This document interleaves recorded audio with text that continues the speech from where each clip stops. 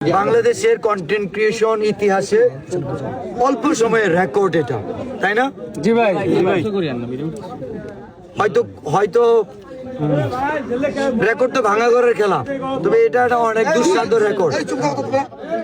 আমি চাই মানে সবাই ভুলে গেলেও যেন স্মৃতি হিসেবে থাকে যে বাংলাদেশে সবচেয়ে কম সময়ে 1 মিলিয়ন ফলোয়ারের মাইল ফলক স্পর্শ করছে আমাদের তাজু ভাই, কুড়িগ্রামের গর্ব তাজু ভাই, তাজু ভাই, মানে এটা আমরা তাজু ভাইয়ের কাছে উপহার হিসেবে পৌঁছে দিতে চাই। 1 মিলিয়ন তাজু ভাই, তাজু ভাই 2.0 হিসেবে বাংলাদেশের সবচেয়ে কম সময়ে 1 মিলিয়ন ফলোয়ারের রেকর্ড গড়লেন। আলহামদুলিল্লাহ তাজু ভাই।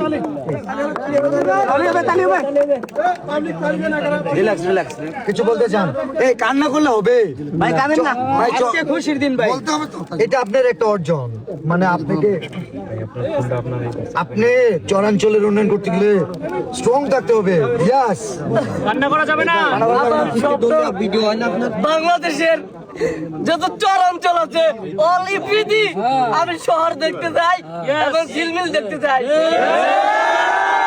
ইনশাআল্লাহ নদীর মতন থাকবে, সড়কের মতন থাকবে, ব্রিজের মতন থাকবে।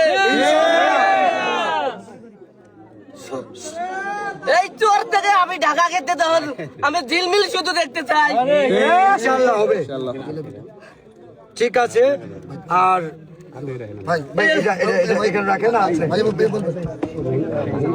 আসছি, কেমন লাগতেছে আপনার কাছে?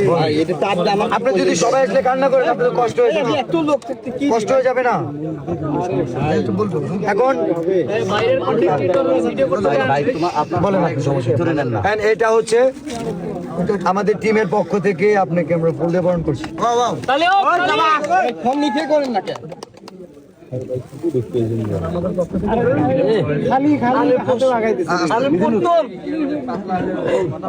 ফার্স্ট জিলিপি নিয়ে করতে বললাম ভাইরাল। আসলে আমি জানি না ভাইরাল, আমি ফোন টিপতেই জানি না বেশি। আমার একদম ফোন দিয়ে কয় পেজ তো ভাইরাল হয়ে গেছে, ভিডিওটা ভাইরাল হয়ে গেছে জিলিপি। তখন আমি চেক করে দেখি আসলে ভাইরাল হয়ে গেছে, এম বসে গেছে।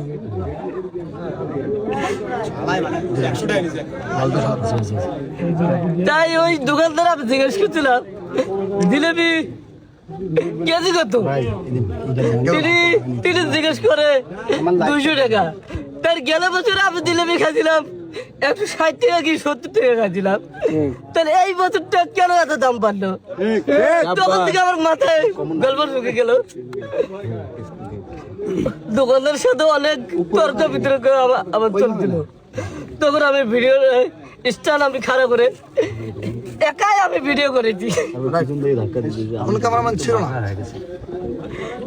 তখন জিজ্ঞেস করছিলাম লালটা কত আর সাদাটা কত, আর আমি খাইছিলাম লালটা খাইছিলাম। আর কোন রেটে বিক্রি করা হয়? সরকারি রেটে না বেসরকারি রেটে বিক্রি করা হয়? তিনি কয় এই রেটে বিক্রি করা হয়। তখন আমার মাথায় ম্যাগনেট ঢুকলো, অথবা আমাদের চড়া লাগে, এটা শহরের সাথে স্বাদ মিলিয়ে লাভ নাই। কেন? ক্যারিং খরচ বেশি এখানে নাই রাস্তাঘাট ব্যবস্থা, নাই কোনো গাড়ির কোনো ব্যবস্থা, মালটা আনার তো লাগবে এখানে। অনেক ক্যারিং খরচ পরে একটা ময়দার বস্তা আনতে, একটা চিনির বস্তা আনতে এখানে। এটা আমি হিসেব করে বুঝলাম এটাই সরকারি রেটে, শুধু নারায়ণপুরের জন্য।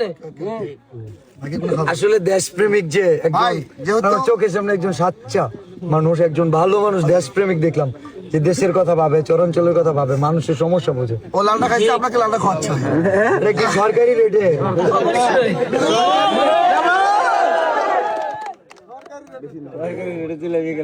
একটু সাদাটা খেলে দে। আচ্ছা আমাদের যারা আসছেন সবাইকে জিলাপি খাওয়ার দাওয়াত থাকলো আপনারা আস্তে আস্তে একটু জিলাপি খাওয়া নেবেন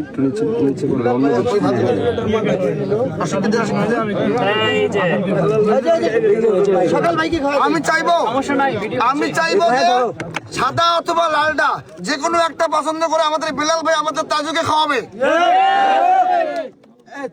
আমি চাইছি তো আচ্ছা আমি একটা কথা বলি, যেহেতু আমি সরকারি রেটটা খাইছি, নতুন সরকার যদি তাজু ভাইয়ের কথা শুনে চলাঞ্চলের উন্নয়ন করে, ঠিক আছে, তাহলে সরকারি রেটে তাজু ভাইকে খাওয়াবো লালটা। আপাতত বেসরকারি রেটে খাওয়াচ্ছি, কারণ এখন পর্যন্ত সরকার উদ্যোগ নেই। নতুন সরকার আসবে। আমার নতুন সরকারের কাছে আবেদন যে এই চরাঞ্চলে আসলে উন্নয়ন করা উচিত। অনেক ভাই আমরা নিজেরা যদি না আসতাম, যে কয়টা মানুষ আসছে প্রত্যেকটা মানুষ আমরা বুঝতে পারছি যে আসলে কতটুকু দুর্গম একটা এরিয়া। আসলে এখানে আসা উচিত, বাংলাদেশের কন্টেন্ট ক্রিয়েটরদের দৃষ্টি আকর্ষণ করছি, এবং সেই সাথে অনেক মহৎ মনের মানুষ আছে, উদার মানুষ আছে, যারা হচ্ছে উন্নয়নমূলক কাজ করে, তাদের এই চরাঞ্চলে কাজ করার জন্য অনুরোধ করব, এবং আমিও চরাঞ্চলে কাজ করব। ওকে ওকে তবে নতুন সরকার নতুন কোনো কাজ করা আগ পর্যন্ত বেসরকারি রেটে জিলাপি খাওয়াবো। এই জন্য সাদাটা খাওয়াইলাম, বেসরকারি রেট। ওকে সমস্যা নাই আচ্ছা, আমরা বাকিরা সবাই খাইয়ে নিচ্ছি, সমস্যা নাই, সবাই খাওয়া নিব।